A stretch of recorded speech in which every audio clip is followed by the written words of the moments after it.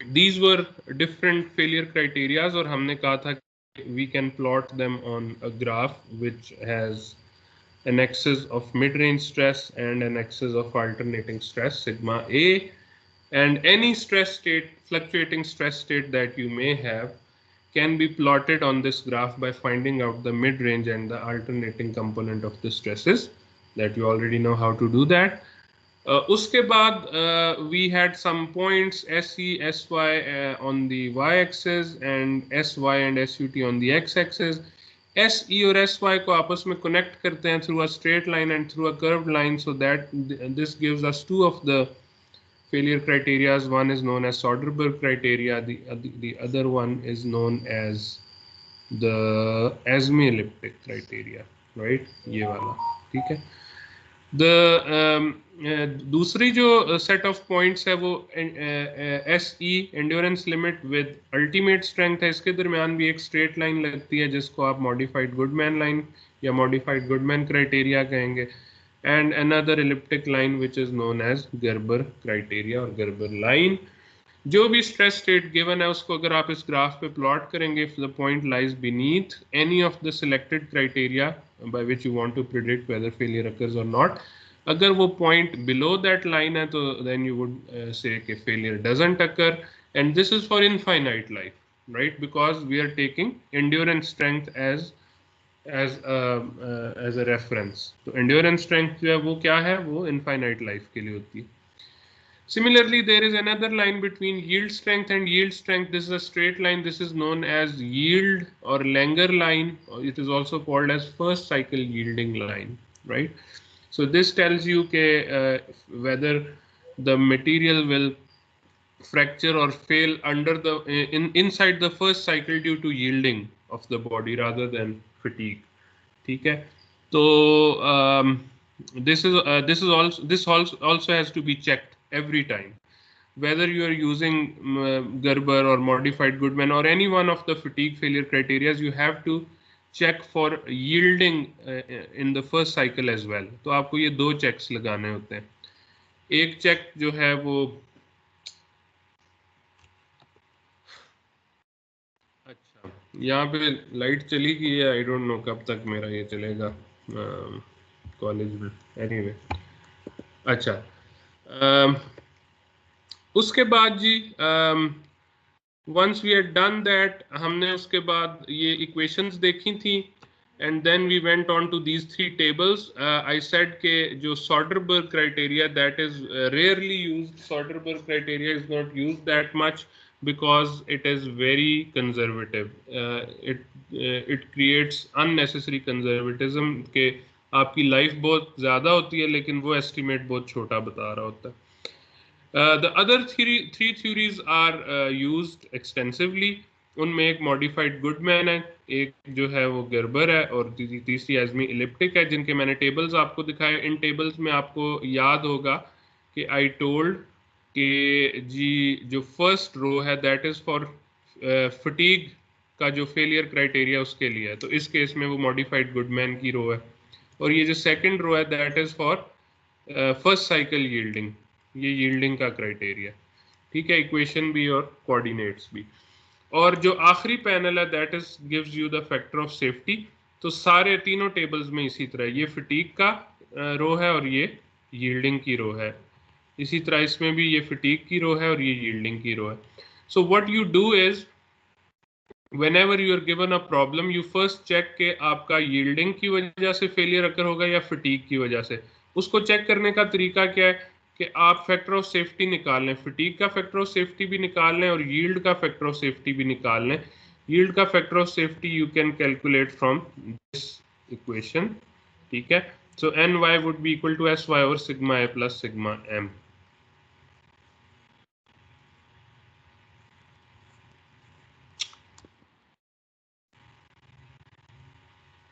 इधर सिग्मा है.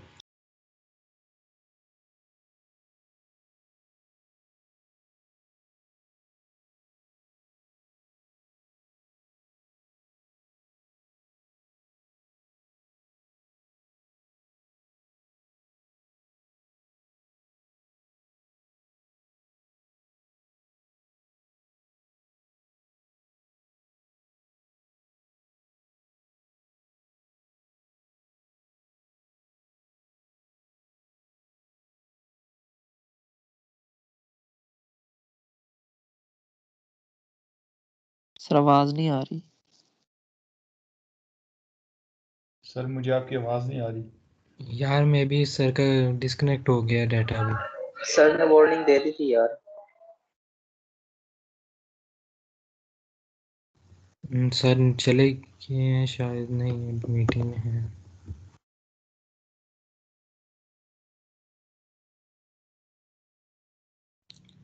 सर चले गए।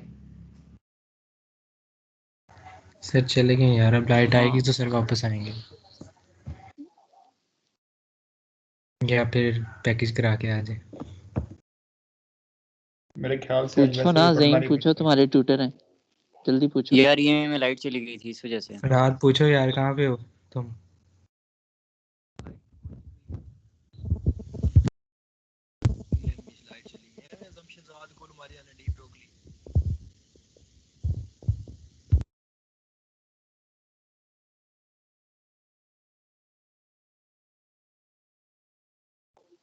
मुझे तो लगा सर की क्लास, सर का लैपटॉप जो है वो क्लास तक जिंदा रहेगा, तो जल्दी बंद हो गया। सर मैच देखते रहे ना तो इसलिए जल्दी बंद हो गई। यार ईएमई में लाइट हाँ चली गई सही है इस बात वजह है, से बंद हो गया। वो तो यार हमने भी सुन लिया कि लाइट चली गई है। यार अलीम तू की यार, हो सुना ठीक है, फिट है? बस अल्लाह का करम है यार, तू सुना। फिट फाट है, इतना फॉर्मल ना होया कर, बड़ा सिविलियन लोगों ना भी अली बेपे तेटे से। नहीं यार फॉर्मल वाला क्या सीन है, इजी सीन है। हाँ इजी इजी रहा कर, सिविलियन लोगों के साथ इजी रहा करो, कामयाब रहोगे। ज़हीम इजी सीना वाला आंसर मिल गया तुम्हें?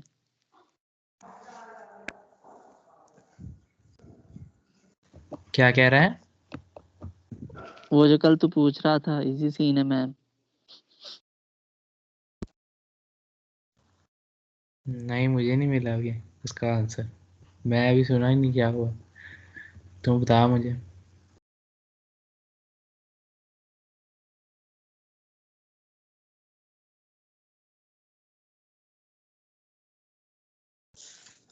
अली शान यार डीपी चेंज कर ले यार, तू गौर नाल वेख सही, पता नहीं की नजर आ रहा है।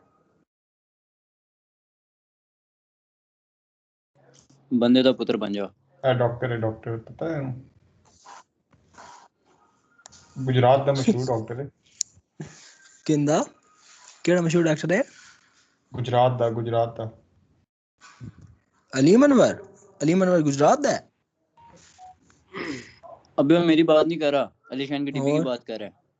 अच्छा अच्छा अच्छा, ये गुजरात दा डॉक्टर है, मुंह वेखी इंदा जिवें डोंगे नु चेपिया हुंदा है।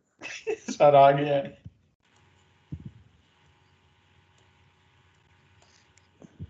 सर नहीं है आज, सर नहीं आएंगे क्योंकि नहीं, मैं लाइट आ आएगी। गया हूँ यार, आ गया हूँ अस्सलाम वालेकुम सर, क्या हाल है सर आपके? चले। अच्छा जी, वो अनफॉर्चुनेटली इधर बिजली गई, फिर जनरेटर ऑन होता है तो उतने में ये जो वाईफाई का राउटर होता है ये ऑफ हो जाता है। एनीवे, तो कोई विल नहीं मसला सर, कंटिन्यू। हमें अच्छा लगा सर ये ब्रेक। अच्छा चलो ठीक है, अभी काइंडली म्यूट कर दें। ओके, तो अभी ये कॉलिंग नज़र आ रहा है मुझे सारों का, मेरे साथ हैं लोग इस वक्त ज्वाइन किया हुआ है। जी सर, हम आपको सुन यस सकते सर। हैं सर। यस सर, आपकी सभी स्क्रीन भी इधर है। शेयर हो रही है। Yes sir, okay okay 30 attendees हैं। ओके। अच्छा, तो मैं ये कह रहा था कि हमने इन 3 टेबल्स में देख लिया कि किस तरीके से फटीग को अप्लाई करते हैं for the case of fluctuating loads. या आपने याद रखना है कि फ्लक्चुएटिंग लोड और कंप्लीटली रिवर्स लोड में क्या फ़र्क है। ये मैं बार बार इस पे एम्फसाइज करता हूँ कि आपका कंप्लीटली रिवर्स लोड ऐसा होता है और उसके अंदर आपकी फटीग स्ट्रेंथ की equation an raise to the power b होती है, और इनफाइनाइट लाइफ के लिए सिंपली एक ही शर्त है कि आपकी ये वाली जो वैल्यू है सिग्मा ए की, that has to be less than endurance strength, then you have infinite life. अगर आपके पास फाइनाइट लाइफ है तो आप S F is equal to A N raise to the power B से फाइंड आउट करते हैं। और अगर आपने नंबर ऑफ साइकिल्स फाइंड करने हैं for any given sigma A value तो आप sigma A over A whole raise to the power 1 over B से करते हैं। फॉर फ्लक्चुएटिंग स्ट्रेस जिसमें सिग्मा मिड रेंज की वैल्यू नॉन जीरो होती है, उसके अंदर आप सिग्मा ए और सिग्मा एम यानी मिड रेंज और अल्टरनेटिंग कंपोनेंट्स फाइंड करते हैं इसके, और फिर इन तीनों ये जो थ्योरीज मैंने आपको दिखाई हैं एजमेप्टिक, गर्बर और जो है वो मॉडिफाइड गुडमैन, इनमें से कोई यूज कर लेते हैं। 2 एग्जांपल्स भी की थी आप लोगों ने। तो मैं जो आपसे बात कर रहा था जिस वक्त बिजली गई थी वो ये थी कि रिकॉर्डिंग ऑन है ना जी? सर ये पॉइंटर सर थोड़ा वो मोटा आप कर सकते हैं यार? पॉइंटर बड़ा वो लेजर पॉइंटर हो जाता है, but then I can not write with it. So अच्छा, तो मैं ये कह रहा था कि जब आपके पास फ्लक्चुएटिंग लोड होता है फिर आपने 2 चीजें चेक करनी है। सबसे पहले एक फटीग फैक्टर ऑफ सेफ्टी, जो कि हर तीनों केसेस के लिए डिफरेंट उसके फार्मूलाज गिवन है, ये तीनों फार्मूलाज।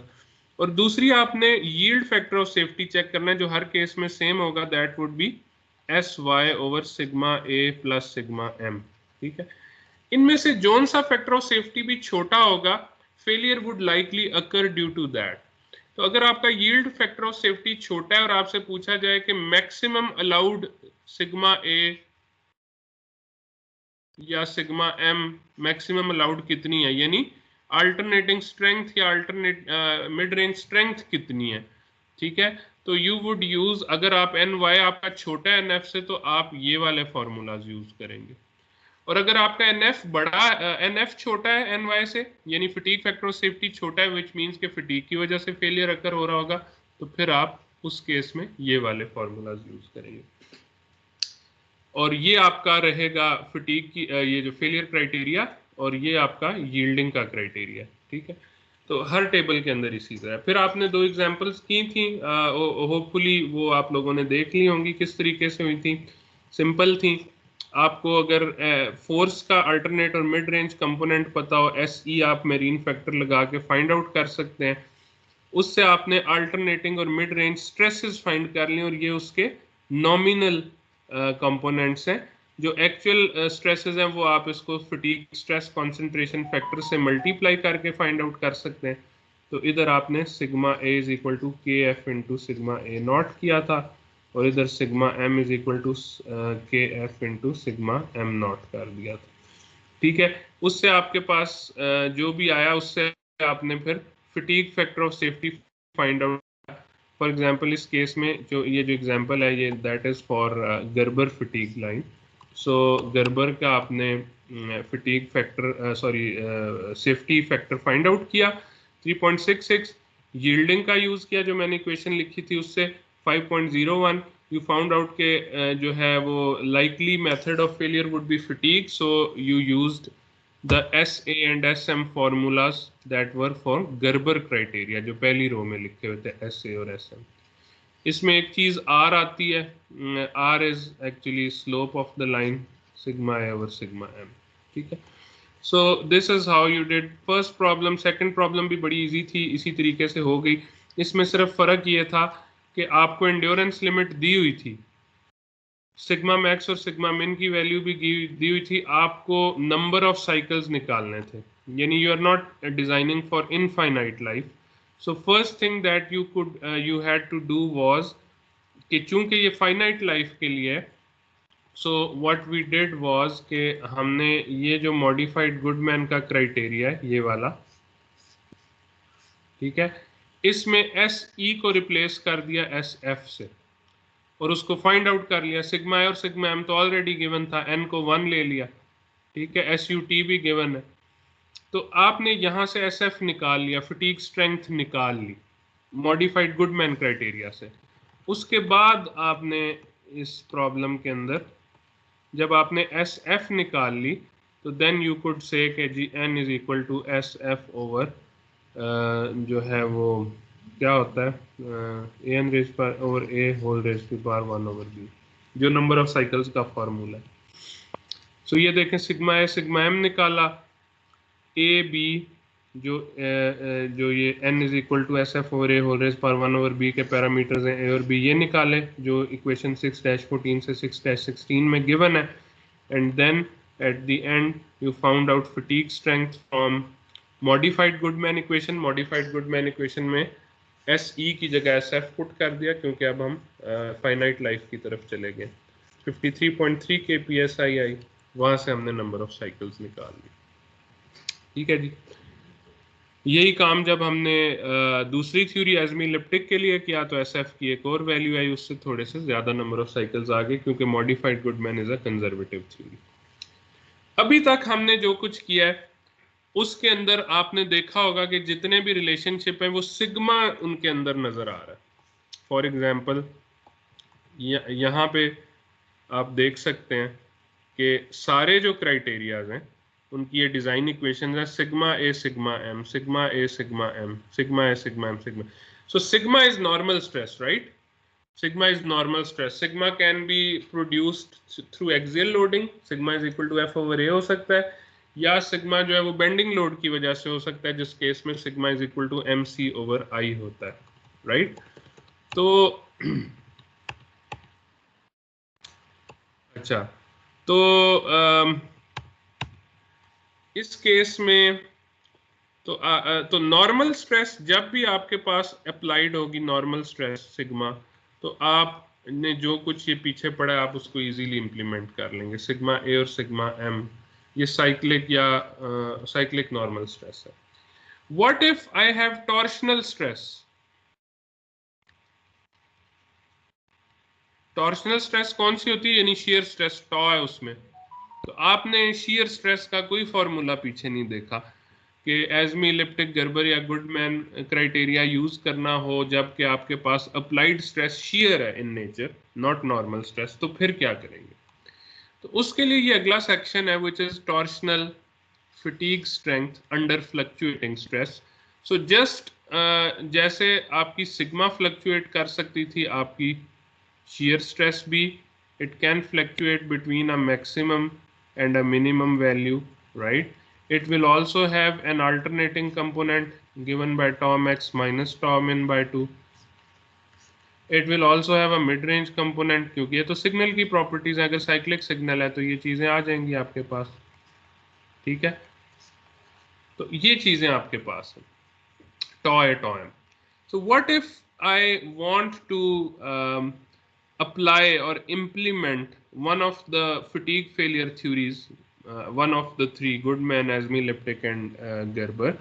इन तीनों में से कोई मैं लगाना चाह रहा हूं, लेकिन मसला क्या है कि मेरे पास मुझे इक्वेशंस का नहीं पता कि मैंने किन इक्वेशंस के थ्रू लगानी है। अब मैं इसी इक्वेशन पे वापस आता हूँ। फॉर एग्जाम्पल मैं मॉडिफाइड गुडमैन लगाऊं तो मैं क्या करूंगा? मैं सिग्मा ए और सिग्मा एम की जगह, अब मेरे पास तो शेयर स्ट्रेस है, शेयर स्ट्रेस डाल दूंगा। डिनोमिनेटर में क्या डालूं? अब मेरे पास एंड्योरेंस स्ट्रेंथ है, अल्टीमेट स्ट्रेंथ है, या एजमी इलिप्टिक और सॉडरबर्ग के केस में यील्ड स्ट्रेंथ है, ठीक है? लैंगर यील्ड क्राइटेरिया में भी जो है वो यील्ड स्ट्रेंथ है। तो हाउ वुड आई ये, अब मसला क्या है? मसला ये है कि अल्टीमेट स्ट्रेंथ या yield strength, they are results और properties of the material which is under tensile loading. आपका मटेरियल है वो टेंसाइल लोडिंग के अंदर है, सिग्मा उसके ऊपर एफ ओवर ए लग रहा है फॉर एग्जांपल। फिर आप कहते हैं जी कि स्ट्रेस स्ट्रेन का ग्राफ बना है और ये मेरा यील्ड स्ट्रेस है। तो yield stress actually is exhibited when a material is under normal stress. इसी तरह अल्टीमेट स्ट्रेस भी, this is exhibited when the material is under normal stress. Here we should get, अच्छा एस ई तो उसी तरह आ गया, एस एस ई रादर आ जाना चाहिए इधर, ठीक है? एंड्योरेंस स्ट्रेंथ इन शियर, और इसी तरह इधर एस एस यू आ जाना चाहिए, अल्टीमेट स्ट्रेंथ अंडर शियर, ये एस यू टी की जगह मैं डाल रहा हूँ। This is equal to 1/n, ऐसी कोई चीज आनी चाहिए।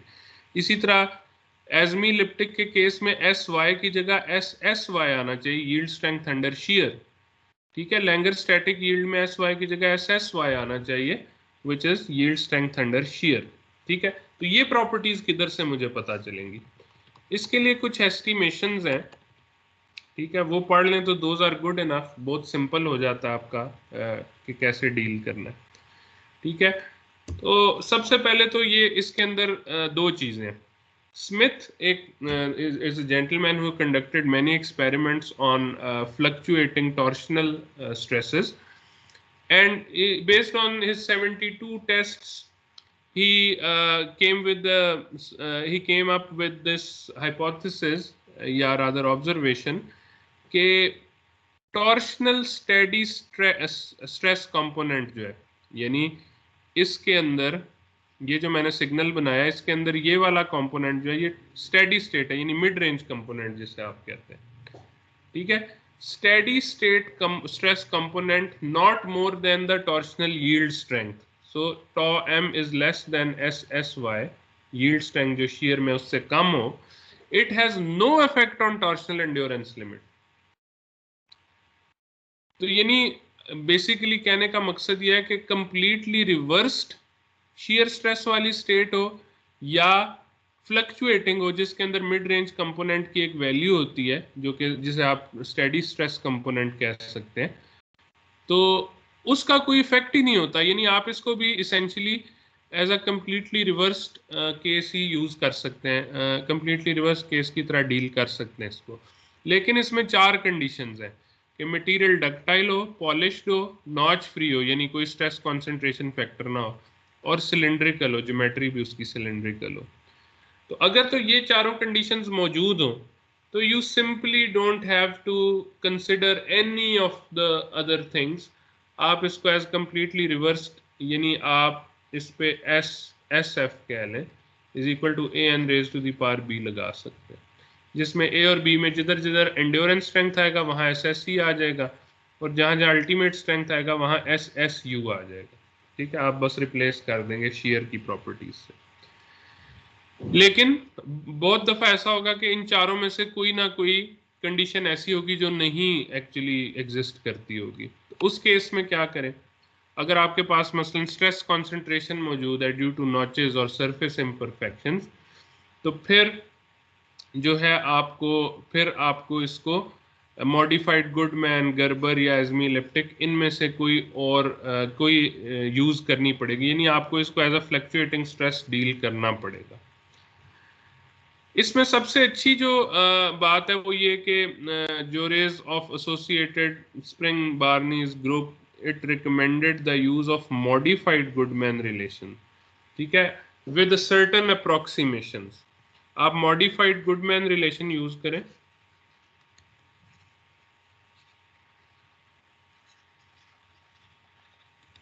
और वो क्या है मॉडिफाइड गुडमैन के सिग्मा A ओवर SE यही था ना, plus sigma M over SUT is equal to 1, ठीक, या 1 ओवर n। ये फेलियर क्राइटेरिया 1 ओवर n लिखूंगा तो डिजाइन इक्वेशन बन जाएगी। इस क्राइटेरिया को आप यूज करें, लेकिन इसको यूज करने के लिए मुझे क्या करना पड़ेगा? मैं सिग्मा A को रिप्लेस करूंगा टॉ A से, सिग्मा M को रिप्लेस करूंगा टॉ M से, SUT को रिप्लेस करूंगा SSU से, और SE को रिप्लेस करूंगा SSE से। ठीक है, अब मैं क्या करूं, ये चीजें कहां से आएंगी? तो सबसे पहले आपको SSU जो है उसके लिए आप ये अप्रोक्सीमेशन यूज कर सकते हैं, 0.67 SUT। ठीक है, तो आप SSU की जगह 0.67 SUT यूज कर सकते हैं। ठीक है, अच्छा, फिर SSE ऑब्वियसली जब आपके पास SSU की वैल्यू मौजूद है तो SSE would be half of SSU, और फिर आप क्योंकि SE जिस तरह हाफ ऑफ SUT थी इस तरह S प्राइम E, इसी तरह SS prime E would be 0.5 into SSU, और फिर आप उसके साथ मॉडिफिकेशन फैक्टर्स लगा के एक्चुअल SSE फाइंड कर सकते हैं जो इधर पुट करेंगे। दूसरा, मॉडिफाइड गुडमैन के साथ आपको फर्स्ट साइकिल यील्डिंग भी देखनी है। उसका क्या रिलेशनशिप था? Sigma A plus sigma M is equal to SY। ये था इसका फेलियर क्राइटेरिया, ओवर n लगा दें तो वो डिजाइन इक्वेशन बन गई। तो यहाँ पे आप टॉ A लगा दें,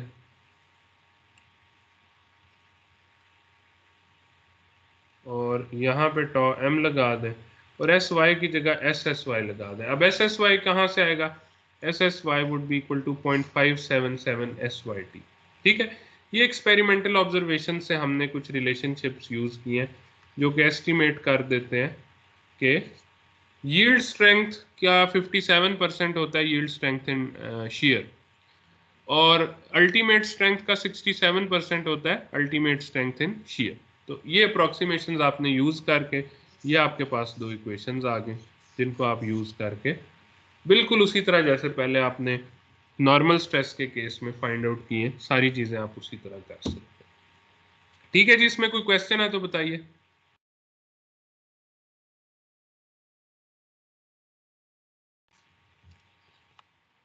ओके गुड। नेक्स्ट जो लास्ट टॉपिक है इस चैप्टर का, that is combinations of loading modes. के अब मैंने दो चीजें कवर की हैं, ठीक है। पहले हमने बड़ी डिटेल्ड में जो है देखा है कंप्लीटली रिवर्स्ड सिंपल लोड्स को, जो कि ऐसे थे। तो या सिर्फ इसके ऊपर सिर्फ आपने नॉर्मल स्ट्रेस को देखा था, ठीक है। या अब मैंने आपको बता दिया कि अगर सिर्फ टॉर्शन हो तो शियर स्ट्रेस को किस तरीके से डील करेंगे, आपने एस्टिमेट कर लेना अल्टीमेट स्ट्रेंथ इन शियर और यील्ड स्ट्रेंथ इन शियर की वैल्यूज को यूजिंग दीज टू अप्रोक्सीमेशंस, ये जो मैंने बॉक्सेस बनाए। फिर फ्लक्चुएटिंग सिंपल लोड्स, अगली चीज हमने क्या देखी कि लोड जो है वो फ्लक्चुएटिंग है, उसकी एक मिड रेंज वैल्यू भी है, but it is still a simple load, meaning कि ये सिर्फ नॉर्मल स्ट्रेस है। या जो लास्ट सेक्शन हमने पढ़ा उसके अंदर हमने इस तरह बनाया, that was only shear stress, ठीक है। Combination of normal and shear stress नहीं, अभी तक हमने ये केस देखा। यानी ऐसी बॉडी हो जिसके ऊपर नॉर्मल स्ट्रेस भी लग रही है, बेंडिंग स्ट्रेस भी लग रही है, टॉर्क भी लग रहा है जिसकी वजह से शियर स्ट्रेस आ रही है, एंड ऑल ऑफ दीज और either one of these or two of these or all three of these are fluctuating stresses in nature। फिर क्या करेंगे, ठीक है। अब आपके पास फॉर एग्जांपल मॉडिफाइड गुडमैन का रिलेशनशिप आपको याद हो गया होगा, सिग्मा। अब ये मेरे पास रिलेशनशिप है मॉडिफाइड गुडमैन का, तो मैं इसको मैं किस तरीके से चेंज करूं या क्या करूं कि ये शियर स्ट्रेस और नॉर्मल स्ट्रेस जब दोनों अंदर मौजूद हो तो फिर मैं क्या करूंगा। खाली शियर स्ट्रेस हो फिर तो मैंने बता दिया ना कि सिग्मा ए और सिग्मा एम को टॉ ए और टॉ एम से रिप्लेस कर दें, और एस ई और एस यू टी को एस एस ई और एस एस यू से रिप्लेस कर दें। इसी तरह फर्स्ट साइकिल यील्डिंग में एस वाई को एस एस वाई से रिप्लेस कर दें, या अगर आप एजमी इलिप्टिक क्राइटेरिया लगा रहे हो तो भी उसके अंदर एस वाई आता है, उसको एस एस वाई से रिप्लेस कर दें। लेकिन अगर नॉर्मल स्ट्रेस और शियर स्ट्रेस दोनों लग रही हैं फिर क्या करें, तो उसके लिए आपको जो थोड़ा सा सहारा लेना पड़ेगा, जो हमने पहले पढ़ा था वॉन माइसेस स्ट्रेस। आपको याद होगी वॉन माइसेस स्ट्रेस जो आपने चैप्टर नंबर 5 में स्टैटिक लोडिंग में पढ़ा था, उसमें क्या था, उसमें आप एक स्ट्रेस एलिमेंट बनाते थे, आप कहते थे ये नॉर्मल स्ट्रेस लग रही है और ये शियर स्ट्रेस लग रही है, और इक्विलिब्रियम की वजह से इधर भी शियर स्ट्रेस लग रही है, और मे भी इधर सिग्मा वाई भी लग रही है, ठीक है।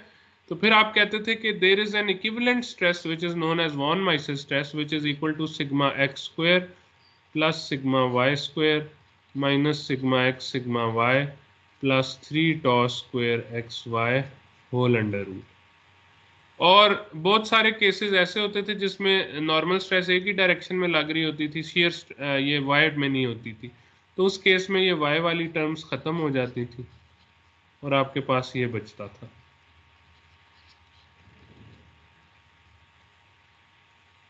ठीक है जी।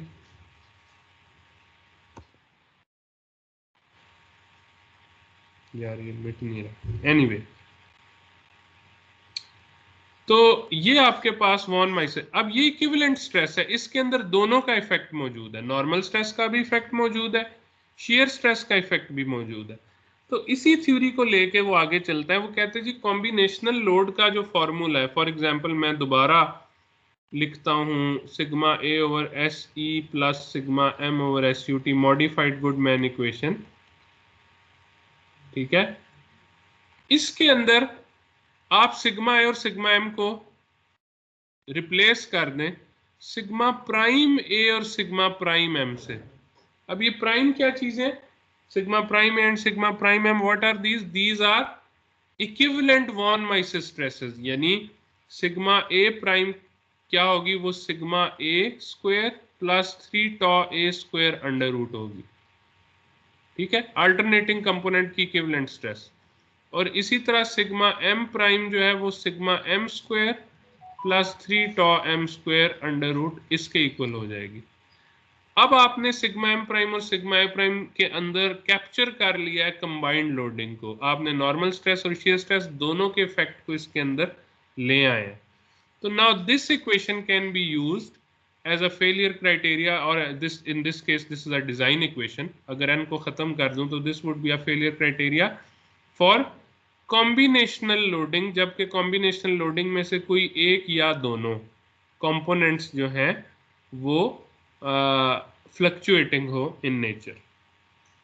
ठीक है, तो बेसिकली आप क्या कर रहे हैं, आप आपके पास मैं इसको अगर मिटा दूं, या सॉरी मैं एक स्लाइड बीच में ऐड कर देता हूं उसको एक्सप्लेन करने के लिए। So I have for example this is my normal stress and this is my shear stress, दोनों फ्लक्चुएटिंग है।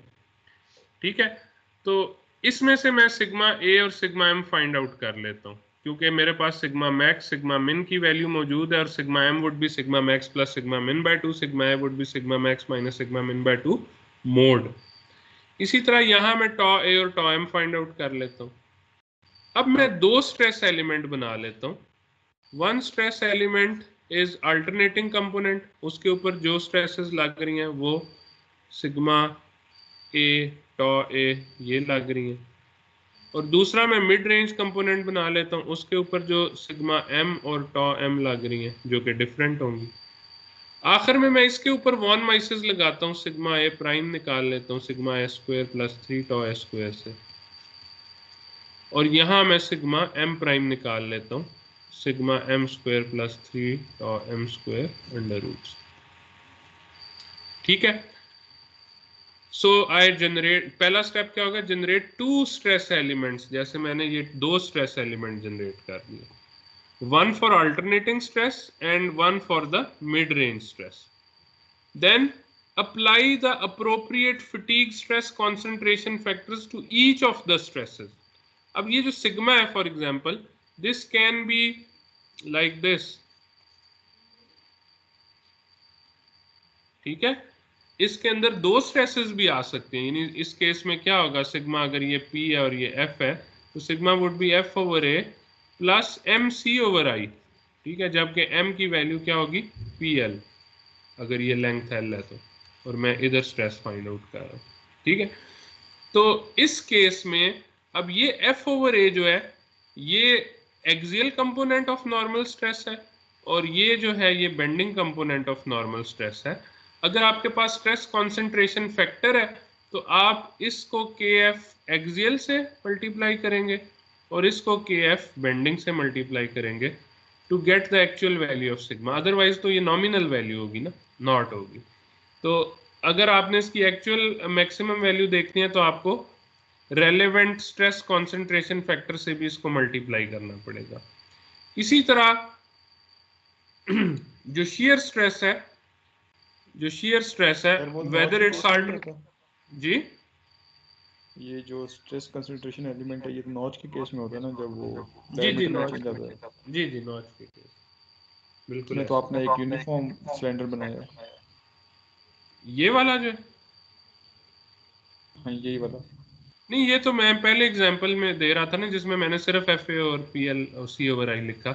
तो अगर फॉर एग्जांपल ये चलो इस तरह अगर हो तो फिर हम KF भी साथ डालेंगे। ठीक है, ठीक हो गया, सही है सर। ओके। इसी तरह अच्छा, जब आप फिर सिग्मा ए निकालेंगे, यानी अल्टरनेटिंग कंपोनेंट और मिड रेंज कंपोनेंट, दोनों कंपोनेंट्स के साथ ये KF मल्टीप्लाई हो रहा होगा।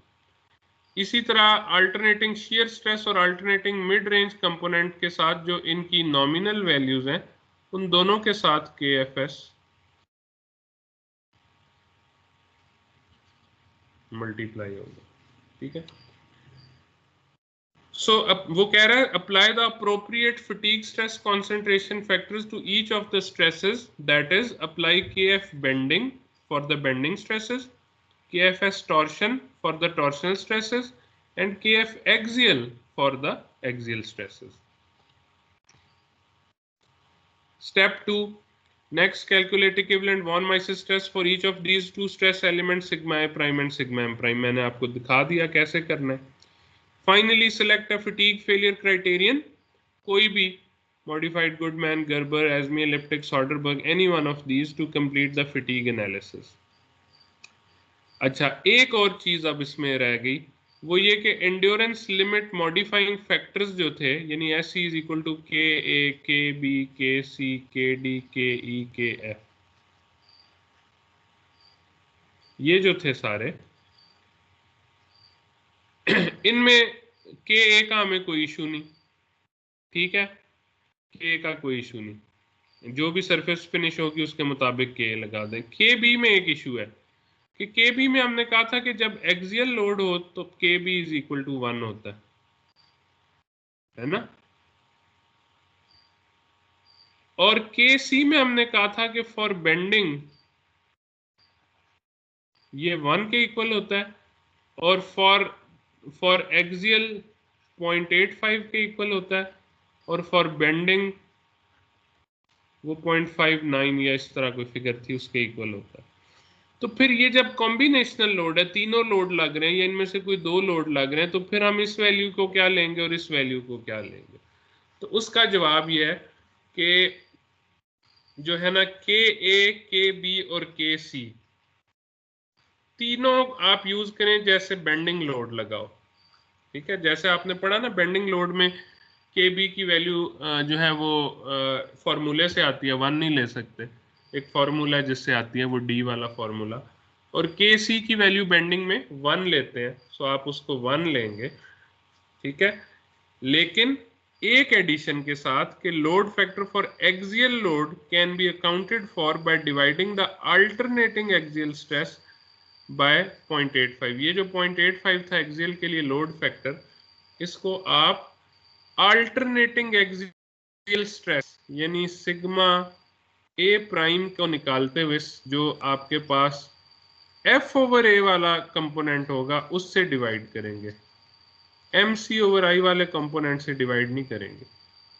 तो आगे ज्यादा क्लियर हो जाएगा. देखें, सिग्मा ए प्राइम कैसे निकालना है, सिग्मा ए बेंडिंग यानी M C over I multiplied by its fatigue concentration factor plus sigma A axial यानी एफ ओवर ए से जो आप निकालते हैं नॉर्मल स्ट्रेस, और उसको डिवाइड करेंगे 0.85 से, this is the load factor for axial load, multiplied by the factor of fatigue stress concentration factor appropriate के एफ, ठीक है. तो ये सारा मिलके, ये जो सारा है, this become sigma A square plus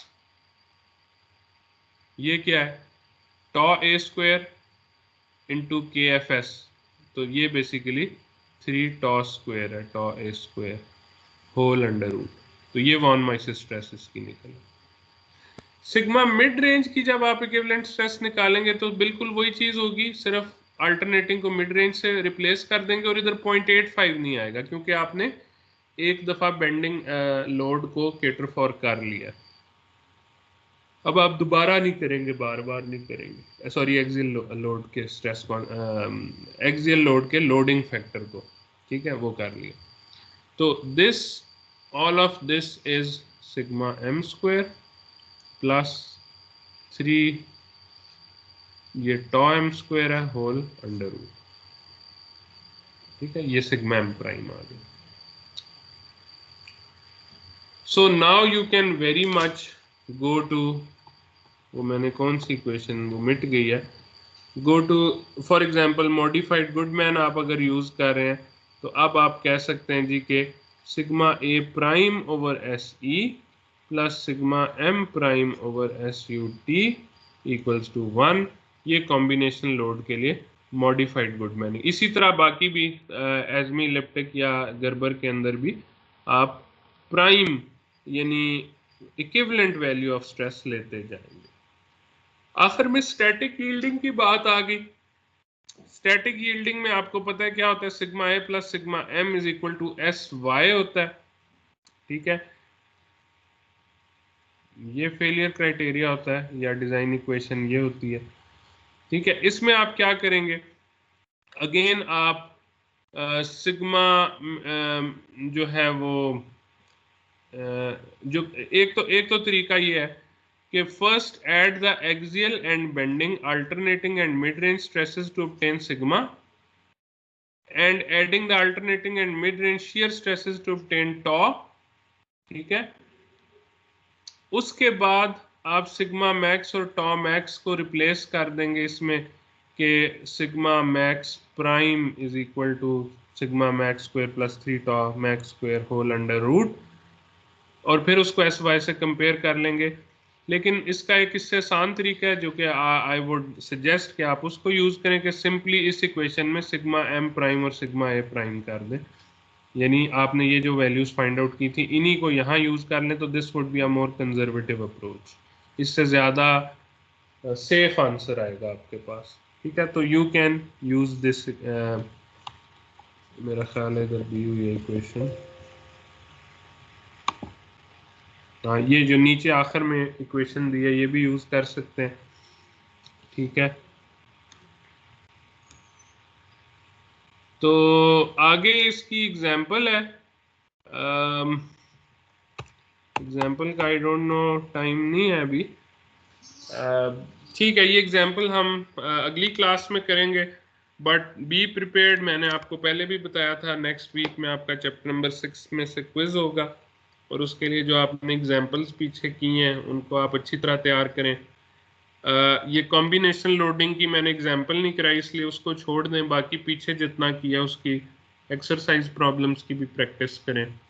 ठीक है, और ये जो है ये मैं क्विज आपसे नेक्स्ट मंडे या ट्यूसडे को ले लूँगा, और then we'll move on to after solving these examples. ये 2 एग्जांपल्स हैं कॉम्बिनेशन लोडिंग की आखिर में इस स्लाइड शो में, उसके बाद हम चैप्टर नंबर नेक्स्ट जो भी 7 या 8 है उसके ऊपर शिफ्ट कर देंगे।